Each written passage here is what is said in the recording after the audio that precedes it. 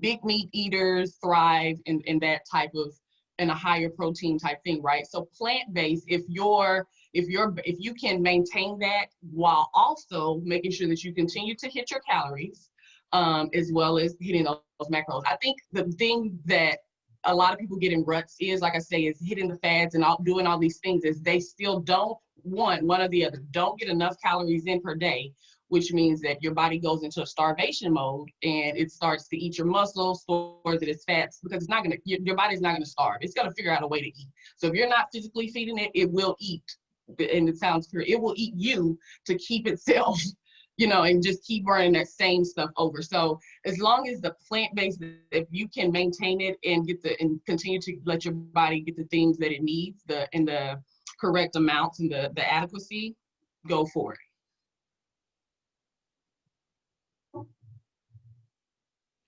So in terms of nutrition, you have your business out. It's been running well for about 5 years now. Mm-hmm. Good deal. What prompted you to start your own business and providing healthy meals to the community? So one of the, like I said, I saw the disconnect, right? So I would have people that would come out and they would come out and work out 3, 4, some 5, 6 days a week, right? And I would see them months, 2, 3 months. And there was, you could see some change and I could notice some things as far as their activity and their output, but their body wasn't changing. And so you start digging into it, and you always hear, you can't outwork a bad diet, right? And it's what a lot of, like I say, sometimes it wasn't a bad diet. It was just that they weren't eating enough. And so it's just the education and knowing that it's a disconnect, and people don't know, or they don't, they don't have the resources to figure out how to connect the two and make the whole formula work so that they can get the results that they're looking for. Absolutely. Very good. Very good.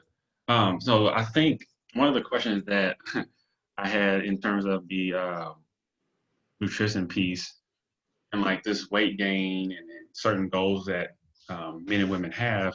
My question, I have a personal question, I'm always curious, like why is it that women gain, I guess, more weight than men, or what's the kind of the connection there? Because I know as men, it's easier for us to focus on strength. Like we lift weights, we can put our feet on our body, but with women, it's a lot more precise, a lot more detailed.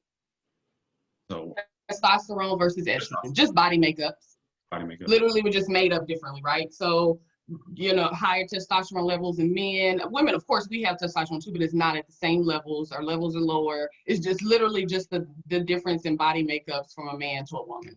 Mm-hmm. It's literally all it is, just difference in body makeups. Okay. Thank you for clarifying. So COVID-19 closures of parks, gyms, restaurants in the beginning, other public places are resulting in reduced opportunities for physical activity, particularly for people who are not able to exercise at home. So how do COVID-19 closures and stay-at-home orders affect exercise routines?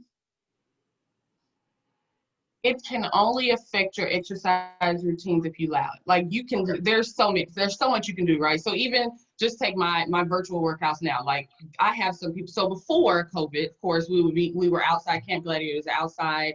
I would bring, as a trainer, all the campers bring your own equipment, dumbbells, whatever. As a trainer, I would always bring extra sets for those who didn't have it. Well, now we're at home. Those people who needed extra sets, they can't borrow my weights.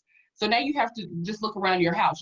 Everybody has a pail of, well, not everybody. Some people use liquid detergent. Like it doesn't have to be, you might have to scale down. If you were using 15, 20 pound weights before, you might have to scale it back. But at the same time, it can still be effective, right? You can find things around the house. You can use towels for tension. It's about being creative. It doesn't have to stop. It doesn't have to slow down. You just have to be a little bit more creative. Mm-hmm. That is actually true. Growing up, I used to see my mom doing the TV workouts early in the morning, and she's got her can of corn, and or she got some dumbbells, or mostly a can of corn, and she's getting at it. And I always used to make fun of her. Like, I said, we use those cans to pop open and eat vegetables. You say, yeah, I got to get it in, or I got to do it. I said, okay, well. All right. Yeah, you gotta be creative. As long as you get some type of tension and some, it's just about being creative, finding the balance, and just keep going. Mm-hmm. Absolutely. My next question is, as the United States copes with the new coronavirus, how can we stay physically active despite COVID-19 closure? Um, Pretty much the same. I think same answer. Like just be active around your house, right? So, like I say, find pockets. So, if Okay. you're someone who is now working from home, and that can be different, right? So, if you have this desk job, like I'm sitting at this desk now, if you're sitting at this desk, even if you were sitting before, find pockets. You have a little bit more flexibility, right? You can. It's your house, right? Nobody can actually per se see you. So do your work. Find little 20, 15, 30-minute pockets and go, like I say, do some aero, get some push-ups. Like you can do the basic things. If you do it consistently, do it on a regular basis, get creative, add some stuff to it. You can still stay active during this closure. Absolutely. Even if And it's something like, I'm sorry, I didn't mean to cut you off, go ahead. getting No, go out ahead. in your neighborhood, get out in your neighborhood, like get outside. Like we're in the house, like a lot of people are, like I say, working from home, you're sitting in the house all day long, get outside, literally go around, even if it's a walk, a power walk, a jog around your neighborhood, get out and move and be active. Absolutely. And with all that being said, in your line of work, Camp Gladiators, what's the I guess the intake process, so to speak, or what are the steps that one needs to take to join Camp Gladiator with you versus a Um, trainer that works in the gym? so really just visiting the website and find, Oh, so of course I am, gonna turn this light on. okay. Um, I am in Lancaster, of course. Like I say, I have a couple of days that I'm outside, where we've gone back outside, and I do still have a virtual. But we're all over, right? So you got Texas, you got Louisiana, you got Atlanta. There's so many options that you can choose to find a camp. Once you're on, you have unlimited access. So you're not just tied to, okay, I signed up under this Lancaster location. Just say one day my Monday, Wednesday, 6:30 p.m. You can't make it, right? You're like, I got something to do in the evening. You can get online, find a morning, find a mid-morning. You have unlimited access. We have times as early as 3:45 a.m. Some people trade that early, and I think the latest is 9 p.m. So there's unlimited options. You just visit campgladiator.com, find what works for you, and go from there. So, in so in terms of visiting website and getting plugged to your camp, how do you motivate clients, or how do you motivate uncooperative clients that are saying, they want to reach their ideal weight, yet they're struggling in the gym, it may be their first time, and it may seem frustrating to you. So my question is, how do you begin to motivate those type of clients? I am a real trainer, right? So I have real no, and it's not in a just like I'm just like it's face value. Like so we meet, tell me your goal. What is your goal? Like what is your personal output gonna be? So you got this goal. What are you gonna do? We know what my job is gonna be, right? We know my job is to train you and or feed you right, right? But what are you going to do to add to that, right? And to get to yourself to the goal, because at the end of the day, I can't do it for you and I can't do it alone. So it's a partnership. And so just literally having that conversation, a real dialogue to say, hey, you got to do your part, right? You got to do your part. And if that means you find somebody else outside of me to be your accountability partner, maybe even if they're not working out, like you don't have to, like everybody thinks, well, I need an accountability. Nobody wants to work out with me. That's okay. That's fine. I could have you as my accountability partner and say, hey, make sure that I get 4 workouts in this week. And maybe you don't work out. Maybe you just text me every week to say, hey, did you go to camp today? Or did you work out? Did you go? You just have to have that real conversation, make it work, and then literally be on go when it's time to go with it, and make it happen. Absolutely, I like that. So it seems like self-care plays a self-image. Uh-huh. Trying to get out. Self-image plays a huge critical role in starting the process to change uh, your body, right? To answer Mm-hmm. that question, where do I want my ideal self to look like? What do I want my Mm-hmm. ideal self to look like? And so that's what I like about your answer. And I think that's the key factor in achieving anything in life beyond the Mm-hmm. and so I think that's what separates a lot of people from reaching their goals, that they're not thinking about what they're telling themselves. It's more about what other people are telling themselves Right. they are. And you have to be realistic. Like, you gotta be realistic. Sometimes we have these goals, and I'm a dreamer, I'm a visionary. Like, I can think of some stuff. Like, my little sister's like, you always are thinking of a new stuff. Like, that's just me, right? So I'm always thinking, I'm always dreaming, but sometimes I have to, and like say, like my little sister, and I'm pointing because she was standing here the other day, but sometimes you need those people. You like I said, you need an accountability partner. You need somebody to kind of reel you in. One, you have to personally know what's realistic, right? And sometimes we don't. Sometimes we think outlandish, but you have to have a good support system, and maybe that one or two people that keeps it real, to say that's really not, be realistic, like reel it in. What can you actually do with, all the factors in your life? Like you say, we got people that are working from home, teaching from home. I'm in that real, you got to kind of look at your whole gamut of what you have on your plate. And does that, whatever your goal is, whatever you're trying to say or do, does that really fit in there? And can you make that happen? Or does that body, this goal picture that you have, like is that a real, can you ever really get to that?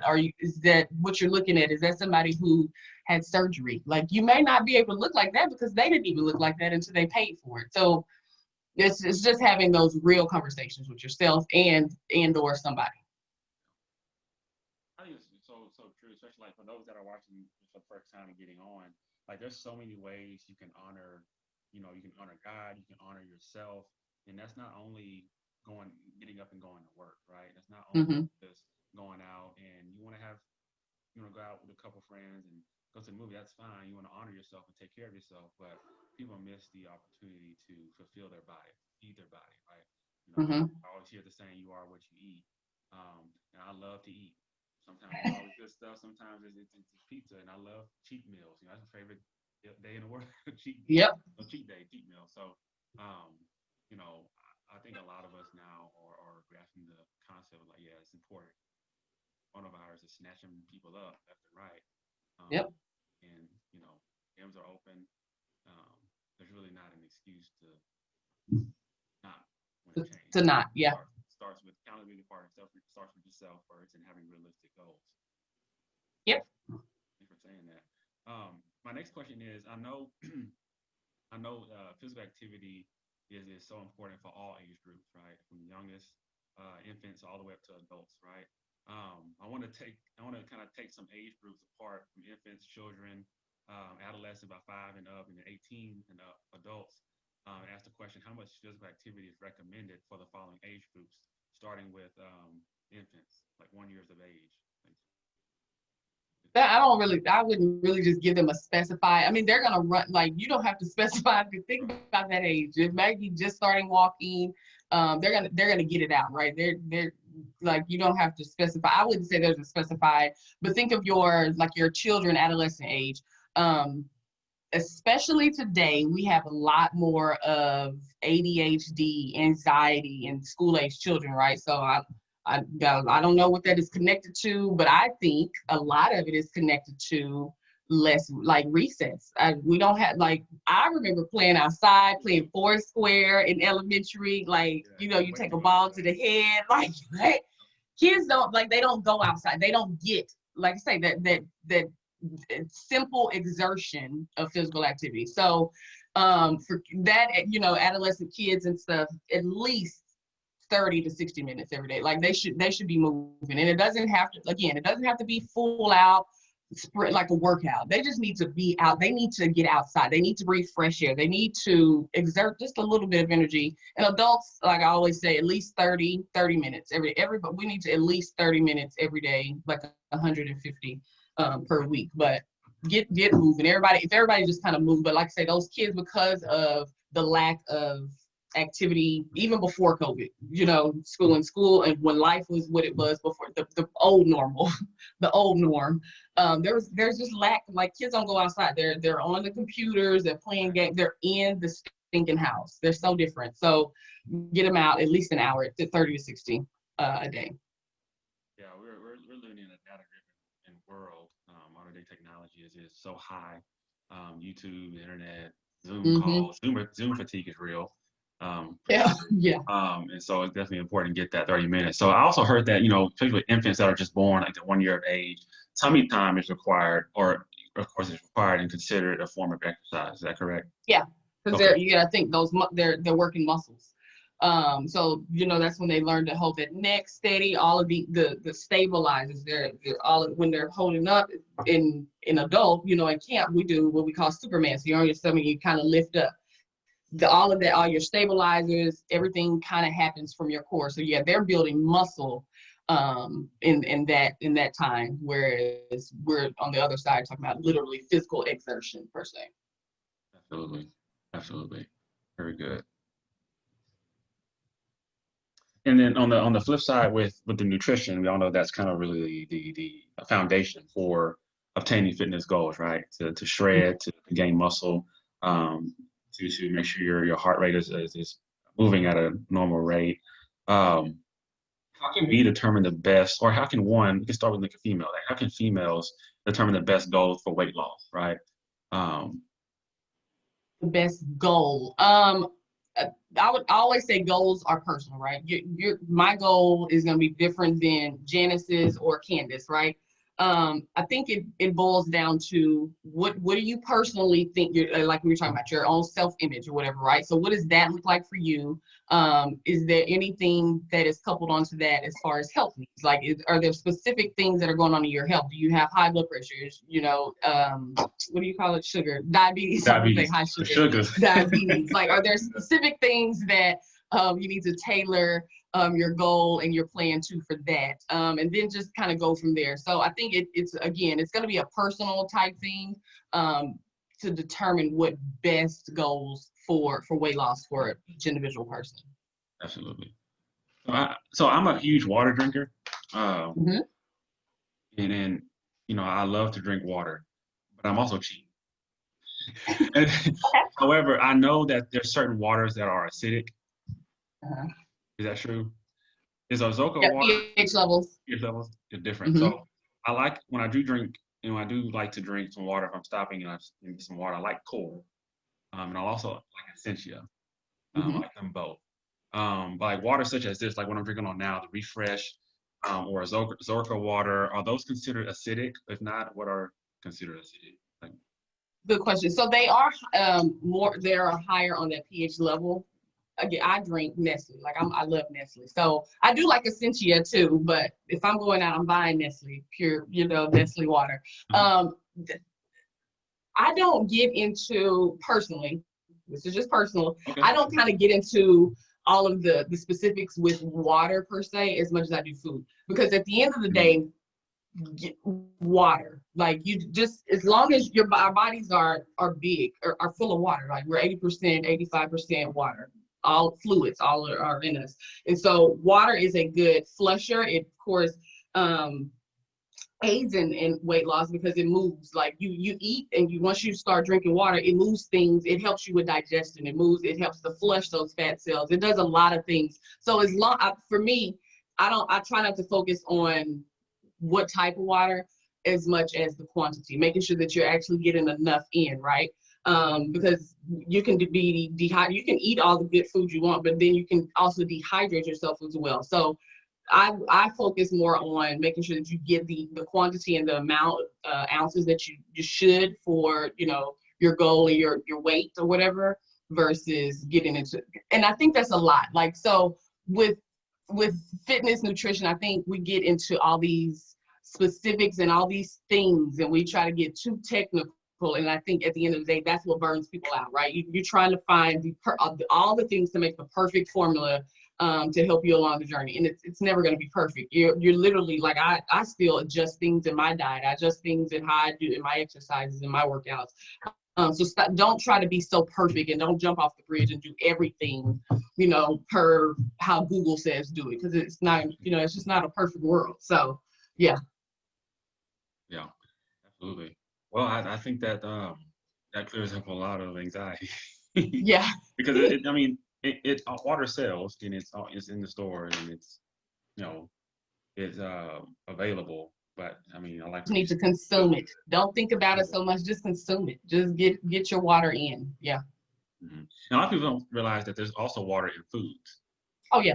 veggies, fruit, Mm-hmm. things like that also require adequate intake so that Mm-hmm. your body Yep. digests that food prior to workouts. Yep. Um, in keeping with the nutrition piece of it, why does weight loss seem to become harder to lose as we age? Because because our Metabolism bodies slows down, just start to they get old, and so the system start. Just think about it. Just even like as you get old, just think about a person. As we get older, we start moving a little slower. Older people start moving because it's they can, if you just let it. But it's just the makeup. Like our metabolism slows down, and when your metabolism slows down, you burn fat slower at a slower rate. So it's all linked to metabolism and physical activity. So a lot of you gotta think about it. We get older, you always hear the excuse, I'm too old to do all them things, and you're really not. Like my mom works out every single day that I have camp because she needs to be, she needs to be active. And she's gone from before I started training to arthritis in both knees, high blood pressure, overweight, and now she's beating my younger sister sometimes at camp. Like she's doing amazing. So it's all about just keeping yourself in a good shape and moving around. Awesome. How what foods or drinks contain caffeine? Caffeine, coffee, your sodas, teas, some fruit juices, basically all the sugary stuff. Or sugar? Energy drinks, your Red Bulls, your Monsters, those type things. Are those really healthy choices to take on, like the Monsters, Red Bull, or the Bang energy drinks? Those I like the Bangs. They do I do taste. too. They're pretty tasty, but They're very they're tasty. you Sugar. gotta always tell people. I mean, if you look at and I had a Bang actually not too long. I was looking for the can. If you look at it, it's a lot of sugar in those things, right? So that's really it's caffeine and a lot of sugar. So they spike you up, right? That's why you're like, man, these are good. They give me the energy I need, blah blah blah, because it's a lot of sugar. It's a lot of sugar, so they spike you up real hard. And I don't maybe it's not just me. I know it's not, but they bring you down hard. So once you have done everything that you were doing on that high, like you kind of crash because your blood sugars go so high so fast. They have to take the reverse and come back down. So what kind of, I guess, if you don't mind sharing, kind of what does your day consist of in terms of like your diet, um, from like maybe breakfast to bedtime? Because I mean, I think a lot of times um, like parents that are navigating at home at distant learning, Mm-hmm. struggling with keeping up with their own diet and their child's diet on a day-to-day basis. So I figured, So I tried to stay on a pretty much we eat every 2 to 3 hours. Even so, I always say breakfast, lunch, and dinner are non-negotiables. Like you got to get the big three in, and then a lot of people say drop in snacks in between. I don't use the word snacks because snacks to people can mean, oh, I ate 3 grapes or I mhm. ate a handful of nuts. Well, those are kind of, and you have this question, empty calories, right? So they're not empty calories, but at the end of the day, like that small snack didn't quite do really anything. So I always say hit the big three and get many meals in between, right? So you should be eating at least 5 to 6 times a day. Basically getting those big three meals in and still getting some good nutrition, so a balanced snack. Again, hitting those macros, your carbs, your fat, your protein, all throughout the day. So I get up pretty early. I get up like 5:30, 6 o'clock. Immediately I drink a bottle of water and I eat a Greek yogurt and some granola. That's kind of how I start the morning. A couple of hours later, my son's up. He's getting ready for school, fixing breakfast, might eat. And I'm not a big breakfast food eater. My son is. He'll eat the oatmeal, he'll eat all the pancakes and all that. So I always tell people, don't think it's breakfast. I have to eat oatmeal or I have to eat pancakes or I can literally get up at 8 o'clock in the morning and eat a sandwich. I will eat a sandwich because I just, I'm getting the protein with my meat, I'm getting the carbs with my bread, and I'll have maybe a fruit on the side. It's just you don't make it more than it needs to be, right? Just know that I need to feed my body and hit these buckets. And if at 8 o'clock in the morning, if I want a piece of salmon and some broccoli, if that's what I want, I'll eat it. It doesn't have to be, oh, that's lunch food or that's dinner. So again, I just kind of eat every couple hours, a drink.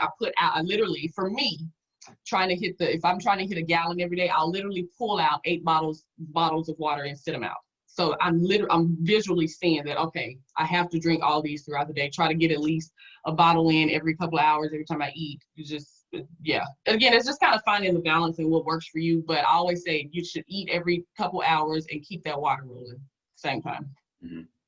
Absolutely. You mentioned macros earlier, and I wrote it down. It contains macros, fats, carbs, protein. Fats, carb, protein, yes. Yeah. Awesome. Yep. So do you provide, I know you do the Zoom workout, correct? Do you also do phone consultations? How often are you pretty in communication with clients?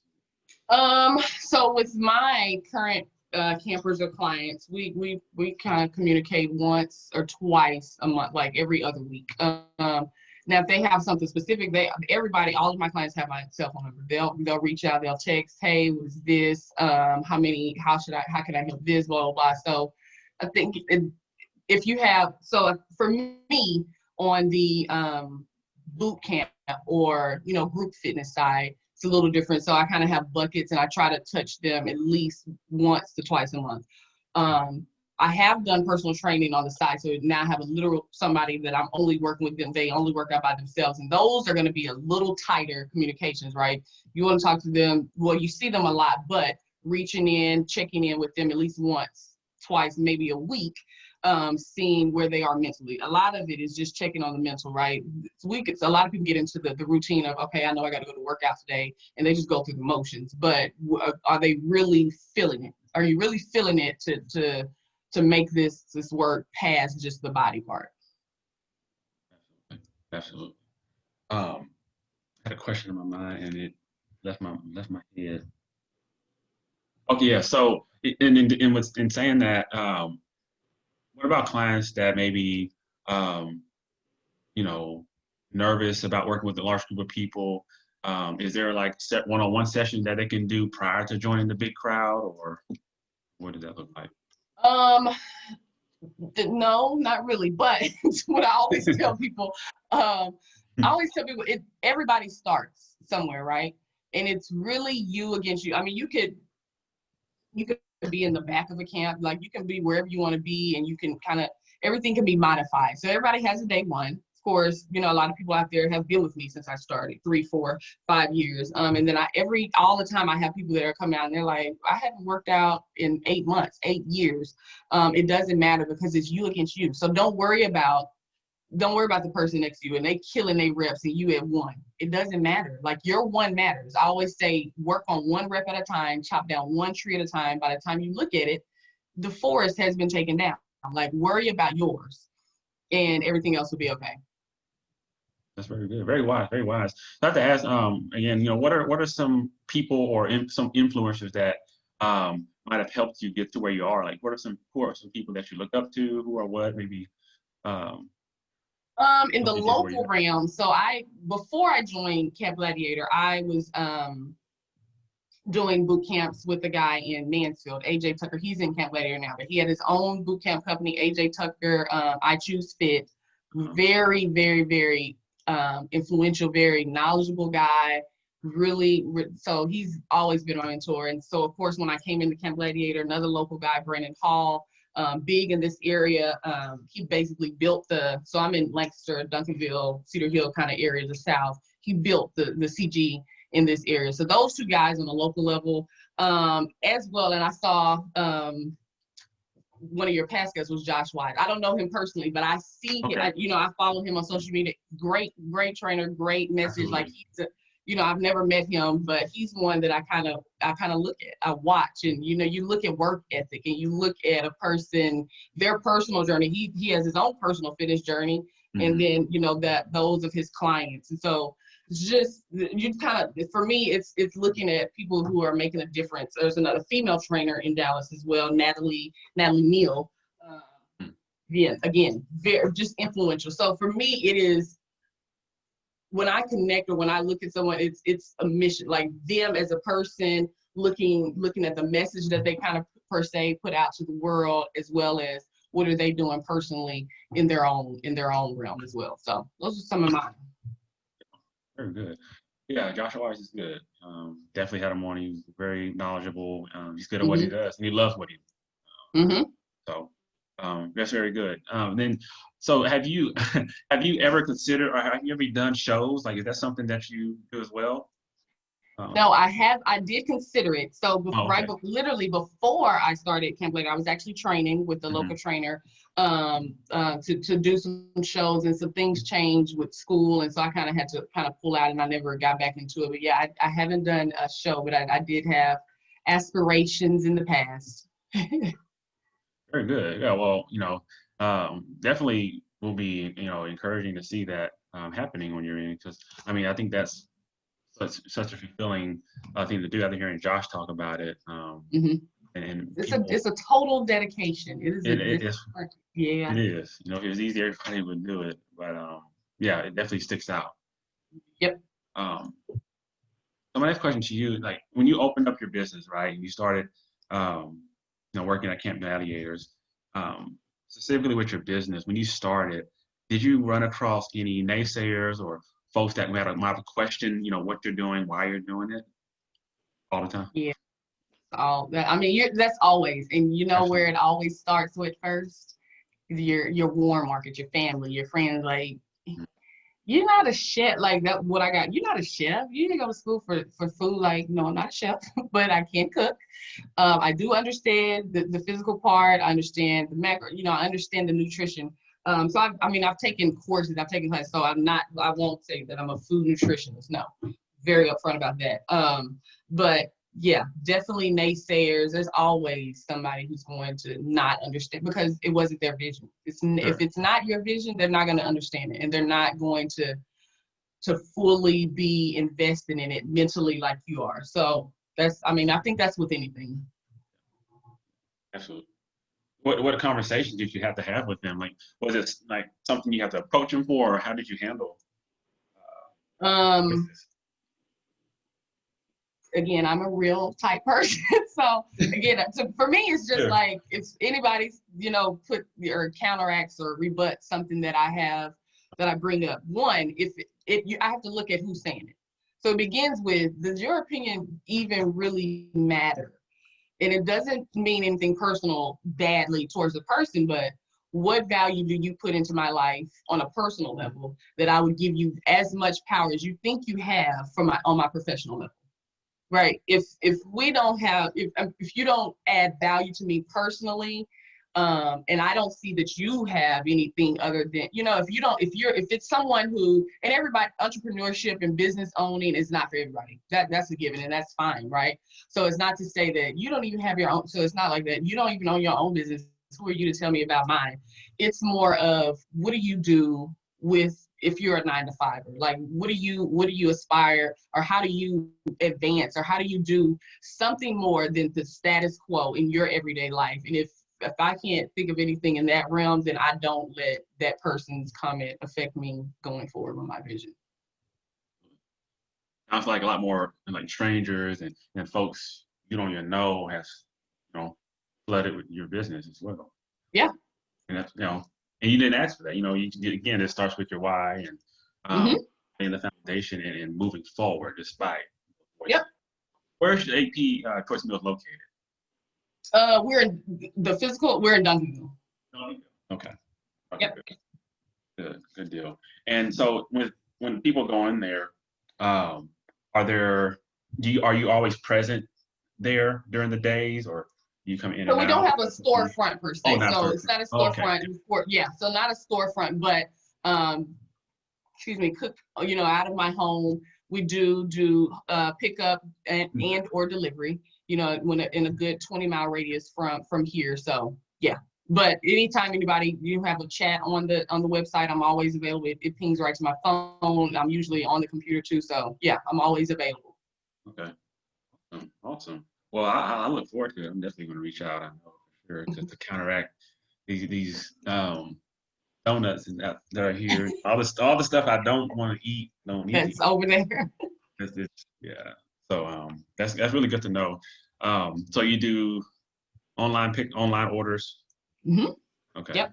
You All deliver. online. Yep. We do deliver. We do pickup, in this area, or we can deliver. It's all on the website, aphysiques.com. Denise.com. I'll definitely get that information. Cool. Pass it out. I definitely look forward to it. So, what does your menus consist of? You do breakfast, lunch, dinner, snacks, protein shake. So we don't have any breakfast food. So basically just think like lunch, then dinners. We have soup. We have two soups, a bell pepper soup, which is turkey, a chicken enchilada soup. We have a house salad, a Caesar salad, as well as some snacks. We have some we call power balls, and then some zucchini muffins. So we try to hit all across the board: chicken, turkey, seafood, and then your soups, soup salads, and some snacks. Real good. I've seen the power balls. The protein power balls, Mm-hmm. like the popcorn type size deals. That's what I'm thinking about. Yep. Okay. I have to try Yep. those. Like ice cream soup salad. Yep.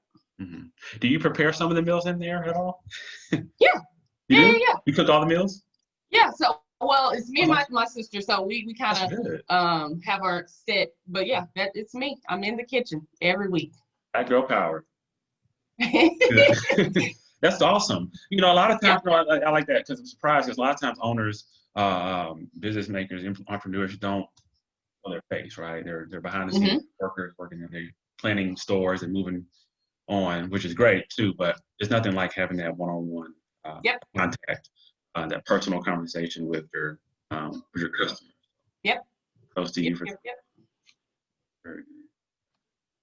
The next question I have in terms of nutrition is why is proteins needed in our diet? 'Cause I would hear all the time we need the protein in, and not everybody drinks protein shakes or may not be able to digest it well. And if Hmm. so, we may not know exactly why proteins are so key. Protein is the building blocks of muscles. So they feed they feed your muscles. And so whether you have a goal to gain a lot of muscle or lose fat, well, like whatever your goal is, like your underlying goal, whether you think about it, your underlying goal is to build muscle mass. And so whether it's lean muscle mass, even if it's lean muscle mass, you are still feeding your body, and that's helping with speeding up your metabolism, right? So you lose fat, you burn fat. And adding that protein is feeding those muscles so that they continue to grow. They don't have to be big. Like I hear, I'm sure you heard women say, "I don't want big muscles." You don't have to have big muscles. One, we don't have the makeup, again, the testosterone levels to just get big muscles like that, right? Like men. But it's the building block of muscles, and muscles are so when your body, the more muscle mass your body has, the higher your metabolism is, because your body, it works harder to maintain muscle than fat. Like fat just lays there. Like your body is not really working to maintain fat. It's just there. But when you have a higher muscle composition, your body works harder. So that metabolism is higher, it's burning, it's churning to maintain that, because it's a good something. So it works harder to maintain that good thing. Absolutely. So in my background, Michael's on the call. I know me and him for sure. I know Michael Jackson growing up. We both played football in college, um, and I didn't have any type of education on what to eat and why I eat it, right, or the proper way to lift weights. So when I got to college, I was shocked. I was, excited. I was ready to go to the gym because I knew exactly what to eat. I knew why I was eating it, knew what to eat after practice, before practice, even on the road during games, picking out snacks. So it made my confidence grow when I got into the gym. Mm-hmm. And my question to you is, why, do sleep habits and stress affect nutrition? Do they affect nutrition? The sleep habits and stress definitely affect you physically, right? So if you don't get adequate sleep, your body, so what happens when you sleep? I'll just backtrack. What happens when you sleep is your body gets a chance to recover. So whether you worked out that day or you didn't work out that day, like, you still put stress per se on your body. We get up and down. We might pick up these different things. They don't seem heavy, you know, whatever, everyday stuff. But there is a level of stress that we put on our bodies. And so our bodies, think of like a snake, like they have to shed that skin and remake. Our bodies do that while we're asleep. So if you did a whole lot of stuff and you go, you know, you had a pretty packed day and you go home and you get 3 to 4 hours of sleep, that's not like your body didn't, like you were up for, it's 24 hours in a day, you got 3 hours of sleep, but there's 21 more hours that you were kind of moving around. That ratio doesn't match, right? So your body needs a good amount, a good ratio of time per se to recover, to be functional, right? Now stress is what it is. Like we know stress is a silent killer. It's built up. So that's another reason that's good to have physical activity, because it allows you to release those endorphins that kind of help some of that stress and that cortisol and all those things, those internal things to move around. Do sleep habits and stress really affect nutrition? I'm not sure, like what is the correlation there? Basically, so let's just take stress out. Like when one is highly stressed, right? Relationships, career transitions, situational things, does that affect how one eats? I know that's different from you. Oh, okay. Sorry, I got you. So it could, right? So everybody deals with stress in different ways. You have those emotional eaters, or you have those people who don't eat when they're stressed. So it definitely can. It's again one of those things. It's a personal and how you deal. You know how you personally deal with it. I'm an emotional eater. When you know something can be going really good, and it's not just a bad. Like people think stress or they think emotion is it's just the bad. Like something can go really good for me, and so that puts me in a high emotion. Like I'm psyched. My first thing is let's go eat. Like we should celebrate with food. Like I'm a food eater, right? The flip side, I could be really sad. It's like let's just go get a piece of cake. Yeah, that would make me feel better, right? So it's just that personal response to your stress and whatever could be going on. So yeah, definitely can. I want to ask, hey, Mike, Candace, can y'all hear me okay? They're on the call here. They're on mute. Yeah, I can hear you. Okay. How y'all doing tonight? I wanted to ask you, have you noticed a change or, when you're feeling stressed? I know you're doing school and work, right? Do you try to eat healthier to boost your moods or to boost your stress levels during your working days? I do not. Not I eat the same. okay. I do need to eat healthier. Now I have started eating more salmon. I love salmon and that's healthy. So, but other than that, I still eat my snacks, eat my greens and cornbread, all that. Good stuff. Well, good. And I think a lot of times too, like when we get in those situations, like for me, like during finals in college, I was so quick to get something quick, whether that's like a protein bar, and I learned so much about those things because they have a lot of ingredients in it, high carbs, high sugar, less protein. So I didn't realize the effects of those consistent eating habits until you go to the doctor and they tell you, oh, your vitamin D is a little low, or your blood pressure's spiked up a little bit. You're like, dang. But so then again, is it okay to have balance in our diet actually? Because we're a lot of us are not eating. We choose to to fulfill our bodies with food, and that may not always be the healthiest choice, but it's okay to kind of balance it. And I think you have to, right? There's a happy medium, right? So like I was saying, you can't jump off okay, you decide today, I'm about to be healthy. Like I'm sick of looking like this. I got these extra whatever pounds, I'm about to get them off. And tomorrow I'm going in my refrigerator, I'm going in my kitchen, I'm gonna throw all the snacks out, I'm gonna throw everything out, and I'm only gonna go buy healthy stuff. You will burn yourself out. Like you'll get bored. As humans, we get bored easily, right? We need variety, excuse me. So yeah, you have to be able to have that cheat meal, right? So a lot of people say you get one cheat meal a week, or how everybody has these different scenarios. I tell people you get 1 hour a week. Pick Ooh, actually, that sounds so cruel. But let me tell you why. Because people think because you can literally listen, say you work out, because I'm a Monday through Friday. I don't, Saturday and Sunday, I'm not doing no, like, that's my rest, right? If you take a meal, you can take one meal and go ham, right? You can just go stupid, like everything you could think about all week long, and you can ingest so many calories that can kind of counteract with some of the stuff you did in those 5 days, right? But if you have an hour, I promise you, you can think of all the stuff that you will get full before you can, because again, it's not healthy stuff. It's heavier. They're higher in carbs, your sugar. So you're gonna get full faster. Yeah, it's a trick. It's a trick. And and 1 hour, 1 hour versus one cheat meal.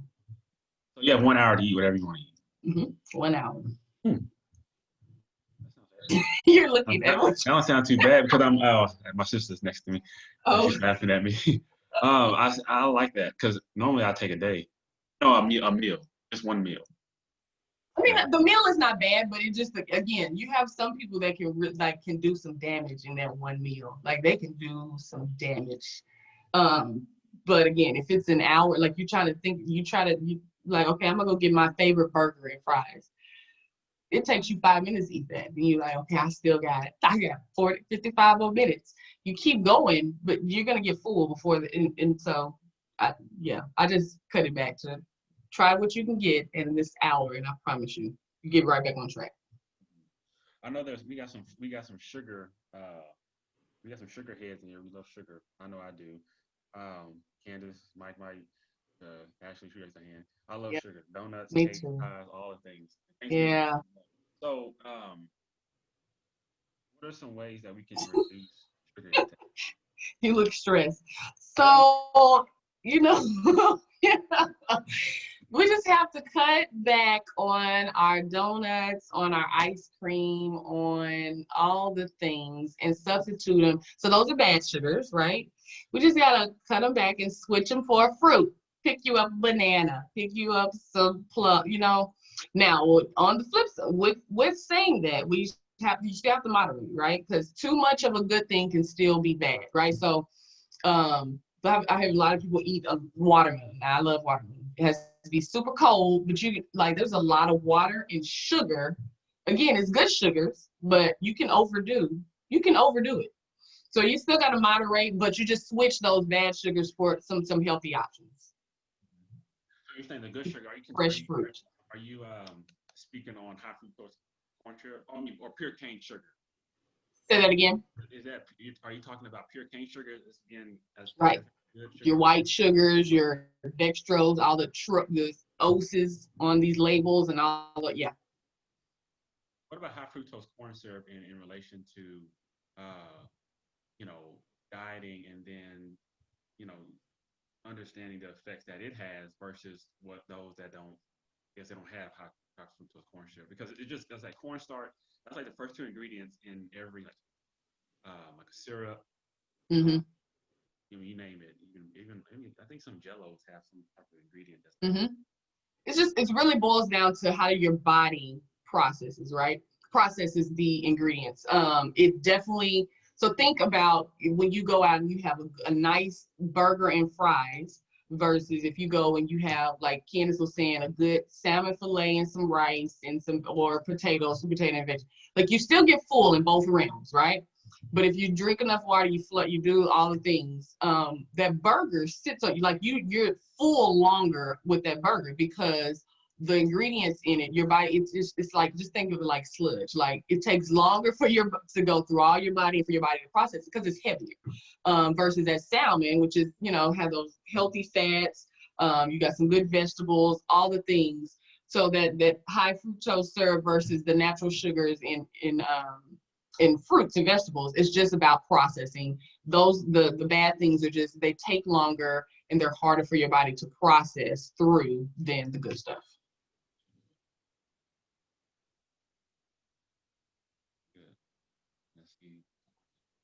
Thanks for clearing that. I have a couple more questions about nutrition, and then we can transition and do closing remarks and talk it enough. So, what are liquid calories, and where are they found? Say that again. What are liquid calories, and where are they Liquid found? calories. So you hear these when people talk like fruit juices, definitely alcohol. So liquid calories, you're thinking of sugar. You're thinking of the high sugar. Like you're just empty calories, liquid calories. All those are things that are saying it's something that you're eating or ingesting or whatever that has no nutritional value to, like it's not adding anything to you, right? Usually high in carbs, sugars, and fats, and those things have a counter effect to anything that you want to do on a healthy realm. So your alcohols, your fruit juices, all of those are liquid calories.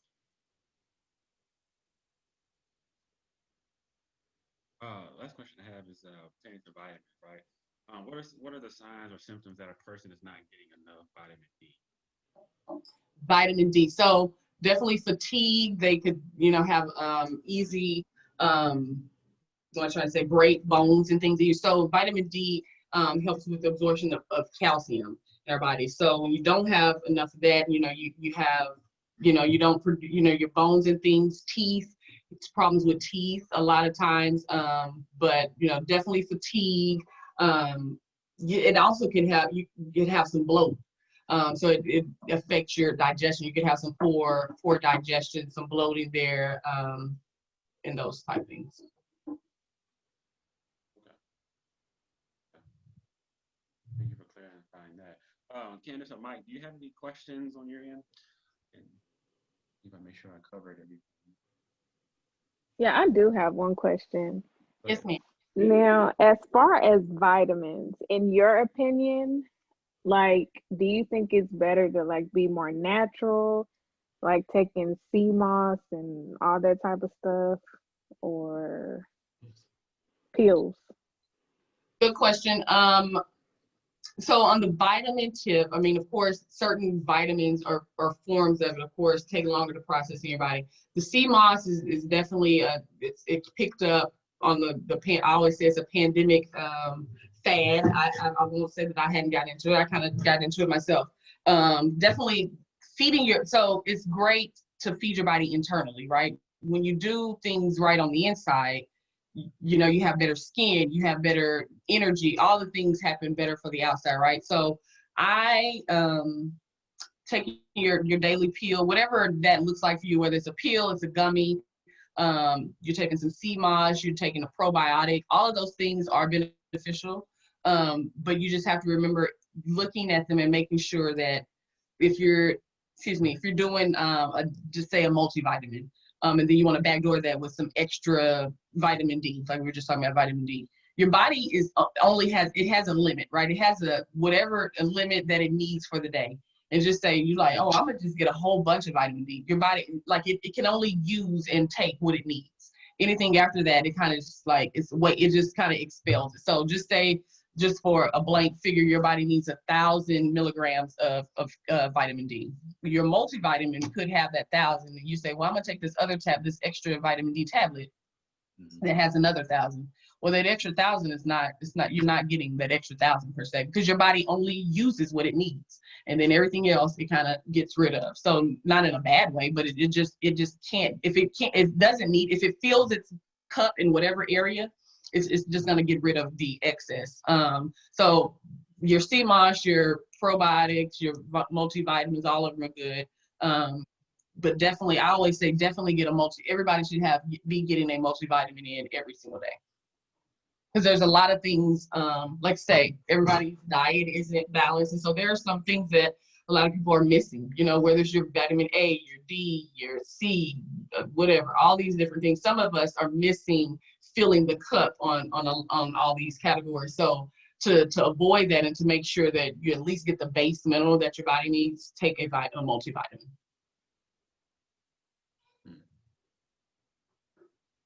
Good question. Thank you. You're welcome. What are some good snacks out there that are good in between meals, and while folks work from home, right, may not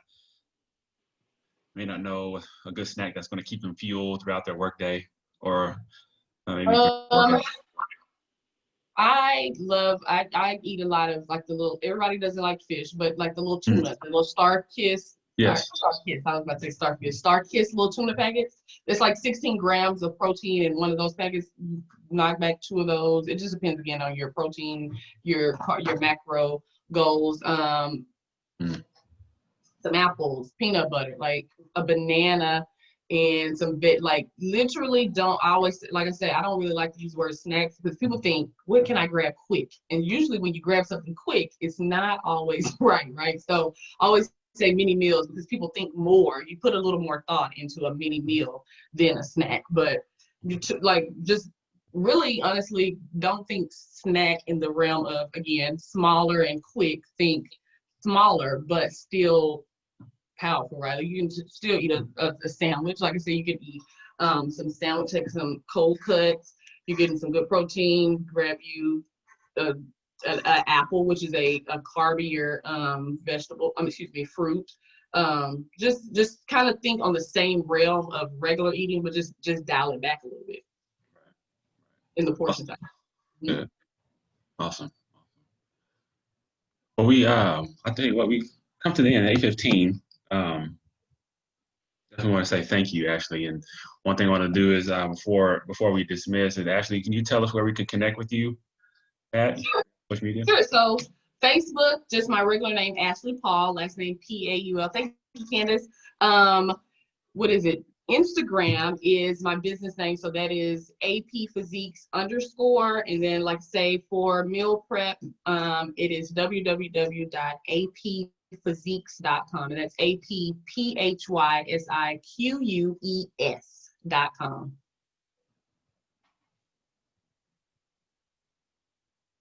Okay. I'll send that out. You said I'll send it out. oh, I have because I'm friends with Ashley on Facebook. Please do that. Please, if you're on Facebook, add her. She's on there. And also, you can. Is that where we can find your business page, AP Physiques Choice Meals as well? Okay. Yep. On Facebook. Business page on Facebook as well. So I'll also share the website with all the attendees with you, Candace and Mike, to have, or just let me know if you like to have it. I'll share it out. Let's continue to support Ashley on her journey. Thank you so much, Ashley, for what you're doing for us and making sure that we eat right, eat healthy consistently, so we can look good and feel good and beat this coronavirus. That's what it's all about. So let's continue to grow our community and share this information with your family and friends, and let's stay encouraged at this time as we move along in this week. We heard some devastating news.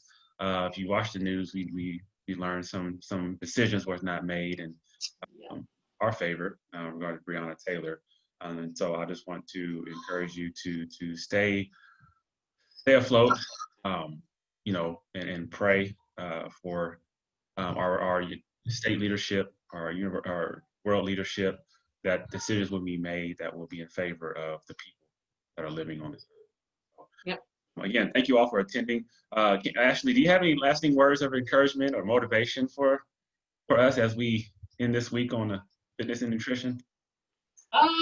Just pick a goal, be realistic, and get after it. Like just have the same tenacity with yourself that you have with a lot of things outside in the world. Like we get up every day and go to work for people, and we do our jobs to the T, right? Because we want to make sure that we do a good job and we want to pay these bills. Have that same zeal and tenacity for yourself. Set those goals for yourself personally and knock them out. All right, that'll work. That'll work. I don't have anything to say behind that. But to thank you so much, Ashley, for taking time to educate us on tonight. Definitely will appreciate it, and we'll continue to support you and hope to see you again soon here at Open Mic Night. So again, thank you all of you for tuning in on Facebook as well. Definitely appreciate your time. If you have questions about tonight's audio, please contact me. This audio has been recorded. I'll be glad to send it your way. So just let me know and I'll be glad to serve you. Thank you so much, Ashley. Crew members, will you mind staying on the line real quick for a brief moment? Candace and Mike. Ashley, thank you so much. Bye. Thank you for having me. Not a problem. Bye. Bye. Thank you.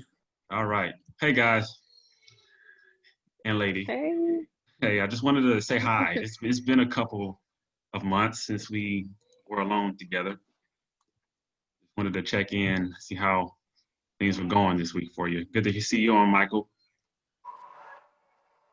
Yeah, I have been all right. It's been very busy. Like Hear you. I got hired to be a field organizer, so I've been campaigning. So I'm contracted through the election. I got on with an additional job. So basically, besides the rideshare stuff, I have 4 jobs, 2 Yeah. and home health, and then 1 and